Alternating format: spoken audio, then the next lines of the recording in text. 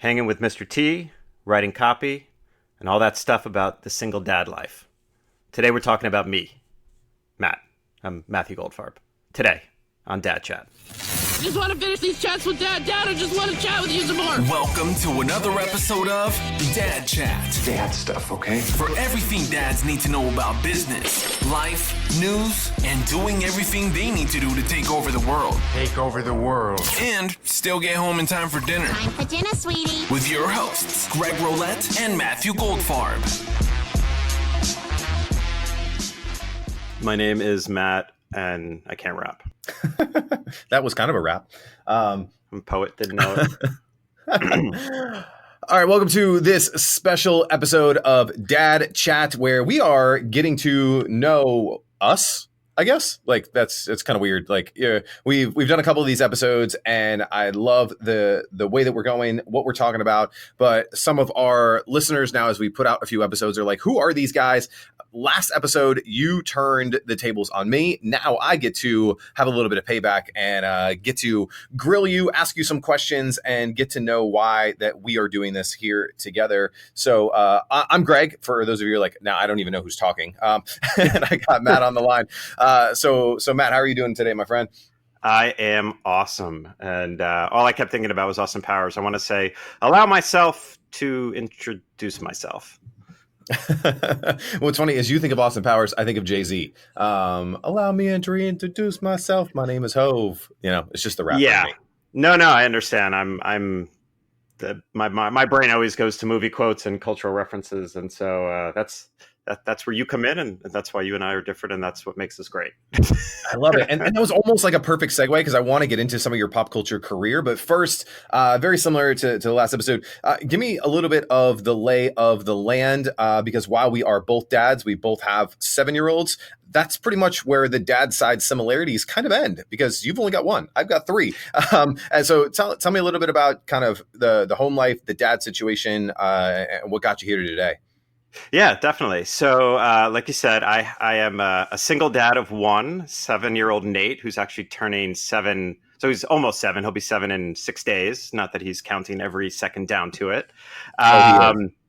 Yeah, he's really excited about his presence. And so I've got Nate. I'm also the dad of an almost 10-year-old dog, which we talked about in a previous episode. And yeah, I mean, it's very different from you in the sense that I'm a single dad. I have a very amicable co-parenting relationship with Nate's mom. I have Nate usually 2 days during the week, so usually like Wednesdays and Thursdays, and then I alternate every other weekend. And so I have definitely a different dynamic than you, where half of the week I am on my own, and those are the times that I do a lot of my work, and I'll work late or go out with friends, or even try to venture into, as I venture into the dating world, get to know people. But yeah, I have this definitely different experience where half the time I am a single guy who's just taking care of stuff. And then the other half I'm in full on dad mode. And it's a great dynamic. I mean, you know, if anyone's listening who is divorced or is the child of divorce, it's definitely a little bit different because you don't get as much time with your kids. But ironically, I've become a better dad, and I've probably been divorced for about 3 or 4 years. I'm a better dad now than I was when I was married, just because I'm so much more present and I pay attention more. So it's a good thing, and that's my story of being a dad. That's your story. Stick to it. Yes. I want to stick on that just for a second before I get into kind of the career side of it. Is how does the way that you parent differ now, knowing that you only have him 2 days a week and every other weekend? Is it making more time for him? Is it, ensuring that you get all your work done Monday, so when he comes over Tuesday that you can be there? If you have big projects, things like that, how do you deal with, hey, Nate, I know we only have today together, but daddy's got things to do? Like, and just talk to me a little bit about that dynamic, because again, you're on more of an urgency scarcity with your time as opposed to mine, where I'm like, man, I'll get back to you in 5 minutes because I know he's going to be there. So talk to me a little bit about that dynamic. Yeah. So it's kind of like what you said. I mean, it took a little while, but I definitely I make the most of my time when I don't have him. So, the Mondays and Tuesdays, it's when I do the majority of my writing days, because even though I have a full day, 2 days when I have him at night, there's always kind of that back of my mind, like, okay, I've got X amount of time before I have to go pick him up. So during those days where I don't have him, I'm hyper focused. I'm really trying to get the bulk of my stuff done. I really do try to set things up with projects and with people that I work with so that I don't run into those kind of problems where, I don't have a deadline and suddenly I'm like, oh crap, what am I going to do? Because I have him. And luckily for me, I will say I have a really amazing relationship with my ex-wife and Nate's mom, and we're very fluid. So we have these kind of signed days, but like if something's going on and like I have a meeting that I have to go to, or sometimes I have a client in Australia and they want to talk at 7 p.m. and it's like, got to be there. I work with her and we kind of bounce back and we team up, which is definitely helpful. And he's definitely not a kid. Like if I said to him, hey, Nate, I got to get on the phone. Can you be quiet for half an hour? It's not going to happen. Like he wants to talk, and it's like almost like if I say I need quiet, he will be louder. So I really try to avoid that. And then, I think back when I was married, I was definitely caught up in my business. I was hyper focused, and I think a lot of times I would just kind of rely on Amanda to do things. And so it's not that I wasn't a great loving father, but I didn't always have that presence. My mind sometimes was kind of halfway into something else. And now when I'm with him, like I'm with him, it's all hands on. Our weekends are packed. I mean, whether it's soccer or swimming or gymnastics or rock climbing, we go from the moment we wake up until the end of the night. And so I am definitely much more present with him. We have more conversations. I share a lot more about myself. I've become a lot more open than I used to be. And so I definitely am acutely aware of the time being less. And so you definitely are more present to it. And it's always kind of funny. I think one of my favorite quotes, I don't remember who it is. It might be one of the comedians who's now persona non grata. But, he basically said, he's like, the best thing about being divorced is like, you have your kids and right when you're about to strangle them, you get to give them away. And then right when you really miss them desperately, you get them back. And so, no, I'm not advocating anyone get divorced, but there are some definite positives to it. And we just try to make the most of the time that we have. And then when it's not there, it's go time. Your outlook on that is super cool in the way that you've positioned it, you've turned it into a positive. And again, I think you're just setting a good example for Nate. And I think obviously having that amicable kind of friendly relationship with your ex-wife is super powerful, because there are so many situations. Like I grew up in a divorced family, and it was like a all out war, like every time pickups and drop offs happen. And so I just love that you guys are able to have that dynamic. Okay, so completely switching gears now. When we first met, you were somehow we crossed paths and connected over like a telesummit series or something you were doing, and you got to interview me, and I was super stoked to be interviewed by you because somewhere, I don't know if it was in your bio or your website or the way you pitched me to be on your thing, it said that you were the guy that wrote the 1-800-COLLECT or call AT&T, or now I just screwed up all the branding and positioning of that for Mr. T when he was doing those 1-800-COLLECT calls way back in the day. And I thought that was the coolest thing, like of all time. And I was like, man, I got to meet this guy. So tell me a little bit about your career, what you do, and how you turn words into magic for brands and get to work with cool people like Mr. T, which you probably never even met, but you just wrote words and emailed it to somebody. But it's still really cool. Oh, no. I met him. It was, I used to, it's 1-800-COLLECT. I don't think it's around anymore. It's okay. But yeah, basically I was about 23 years old. I went to school. I studied psychology, started working for ad firms as kind of an assistant, kind of on the admin side, was terrible at it. I was not good at scheduling stuff for other people and doing all their expenses, but I was always a writer. It was always something that I loved. And I became just great friends with a lot of creatives, a lot of art directors. In my free time, I would just pitch ideas, and I've always been writing. And then basically one day I got a call from a friend of mine, this art director, said he had gotten a freelance gig. He needed my help. He needed help. And basically to get into advertising, you need a portfolio of work that you've done. I didn't have a portfolio, and God bless this guy. He kind of lied and was like, oh yeah, he's redoing his portfolio. And we kind of came in and we started trying to brainstorm. They needed celebrities, and him and I, we were kind of playing with all these different celebs. We were playing with like Leslie Nielsen from Naked Gun and Carl Weathers, and I think Hulk Hogan, even like Jason Kidd at one point. And we were hanging out one night at like 12:30 at night watching Conan O'Brien, and Mr. T came on and did this whole in the year 3000 or something kind of sketch. And we looked at each other and we're like, holy crap, we found our guy. And we stayed up all night. We wrote a dozen commercials, put together a whole pitch deck, and then they bought it. And that's kind of how I broke into the biz. And so over the years, I probably shot like 18 commercials with him. I've hung out with him. I've gone to his house. In the notes for this episode, I'll post a YouTube link to one of my more famous commercials. It's kind of an A-Team tribute. But basically, I have, for the last 15, 17 years, been a copywriter. And so basically what that means is I help create the language and the words that help clients and customers sell their stuff. And it really kind of started more just writing content, just kind of, here's an assignment, go write it. And it really transformed into this messaging piece where I realized that before you can write about anyone, before you can write something that's going to kind of persuade somebody to take action, you really have to get clear on what is the bigger picture of what a business is about and what they stand for and what's unique about them and how do you differentiate what they do. And so a lot of what I do is I work with small business owners, entrepreneurs, and agencies, and I help them first kind of develop what is going to be the unique voice of a brand. How do you make it sound powerful? How do you really get clear on what this brand is all about? What is the voice? And then we get assignments and we actually just turn it into copy. So whether you are looking at a television commercial, if you're looking at a Facebook ad, if you're looking at a long form sales page, that's a lot of what I do. And so a lot of the work I do is behind the scenes, where in an ideal world, you never even know I'm there. It's kind of like a special effect, because if the person who hires me, if everyone thinks they're the ones who wrote it, then I've done my job.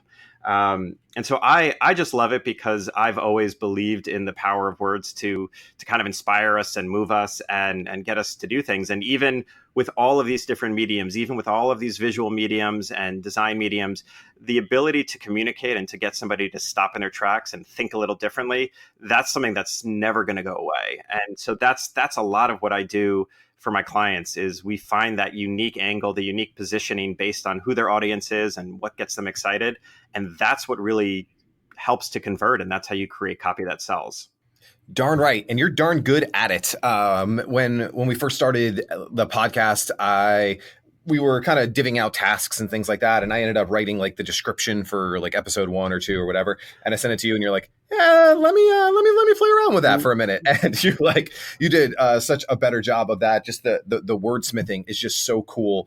And the way you do it. And I think I come from a copywriting, marketing background, but our styles are so different. And what you do is really important for businesses, for brands, for things like that. And, in this episode, we don't want to go too long, but I want to ask you, how you think about the current state of dads, as if you were looking to write like a marketing piece or a branding piece or a positioning piece for one of your clients who said, we need to write a manifesto on the state of dads and where you think this is all going. I know this is a super loaded question. You didn't come prepared, and I'm throwing you like a Bill O'Reilly curveball right now. But, when you think about it, A, what do you think about it? And B, what do you hope that maybe you and I can kind of bring to the conversation if you were to write kind of that manifesto piece on the fly without doing 3 weeks of research to come up with something special? Yeah, no, it's a great question. I think the biggest thing is that we are not our dads, in the sense that we are a totally different product of, and the world of being a dad has changed from what it was when we were growing up.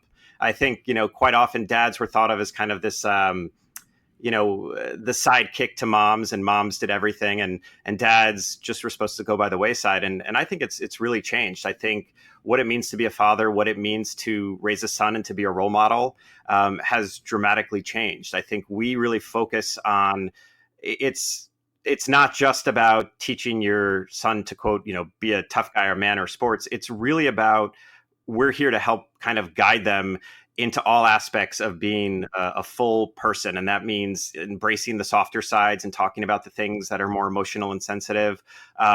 It's just the world of what it means to be a father has changed so dramatically from, at least for me, how we grew up. And so, what I really want to see out of the podcast is to really invite dads to think about things differently, to think about what their role is and how they're going to show up in the world and how to raise their kids to hopefully be better than they are. And, a lot of times I think a lot of people come from, whether it's a broken home or they're the product of, I'm not going to say abuse, but some kind of trauma that has been kind of perpetuated again and again.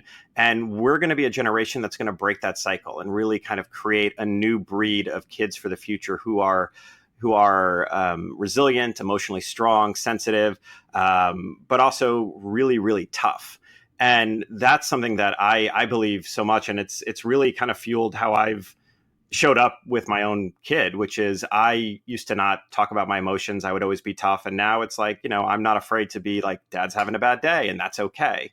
And so that's kind of, I'll say that's the short manifesto call to arms, but I really think it's about creating a new way and a new definition of what it really means to be a dad in this day and age.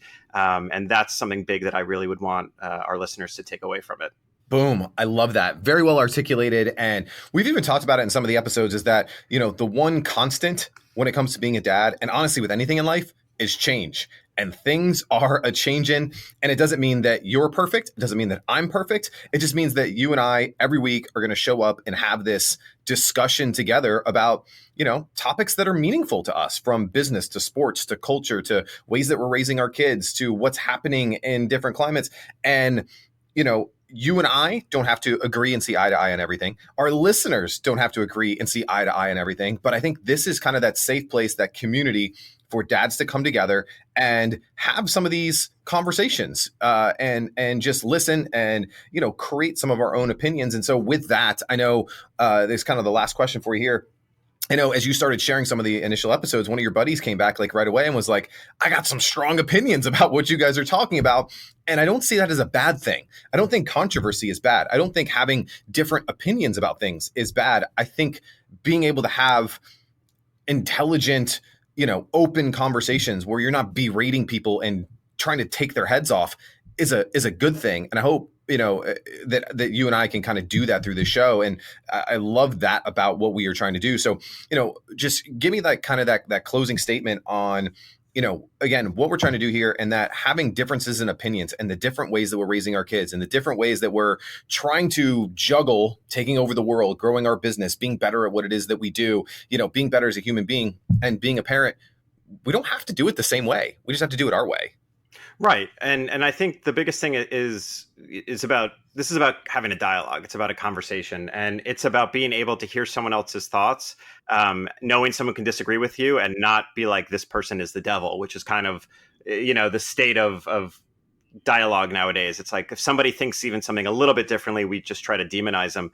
I want this to be a place. I don't want everyone to agree with me. I don't want you to agree with me. And I have an open mind. Like I know that there are things that I've said on so far that I watched something and it kind of made me think a little bit differently. And so I want this to be a place that people can hear other thoughts, get new ideas, not be afraid to challenge. And you can and it used to be, you could walk away and be in disagreement with somebody, but not think they're the worst person on earth. And that's the big goal I want people just to have an open mind and to say, that's how you do it. That's awesome. This is how I do it. If you bring up a good point, I'm open to changing. And, that's how we're going to make an impact. That's how we're going to grow and keep the conversation going. Boom. Send us home, man. Send us any calls to action, any links you want us to go to check out what you have going on, and tell everybody where they can hear you and I every week on Dad Chat. Yeah, so the best place to learn more about this guy, I'm pointing two thumbs, is check out my site. It's MatthewGoldfarb.com. It spells exactly as it sounds. I will post, how original. Yeah, I know. Super creative there. Super creative. I don't know if my corporate renegade is still live, but if it is, you can check it out. But I will also post in the show notes a couple of my old commercials, so you can kind of see that. And on my site, you'll see a lot of things. I've written a kid's book that's on there, a couple of business books, kind of a portfolio of clientele. And definitely check both of us out on Instagram. I think we do a great job of showing our life and our work. And, we're trying to be as real and as authentic as we can. So we really appreciate you guys tuning in. Greg, that was not nearly as bad as I thought it was. And until next time, this is Dad Chat.